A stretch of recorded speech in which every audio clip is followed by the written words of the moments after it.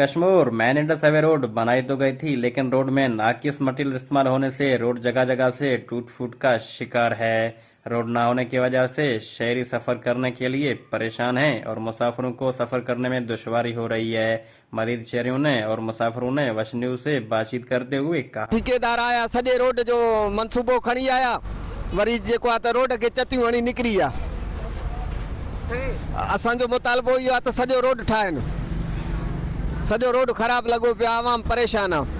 इस रोड के हवाले से ये सिंध का वाहिद मेन रोड है जो सिंध पंजाब बलूचिस्तान को मिलाता है।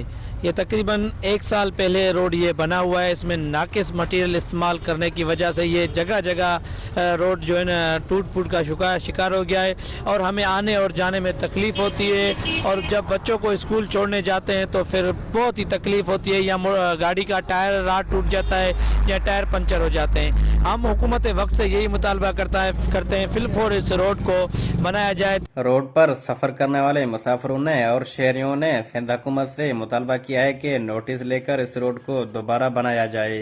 कैमरामैन टीम बख्तली चाचड़ के साथ शिरबाज खोसो, वश न्यूज, कश्मीर।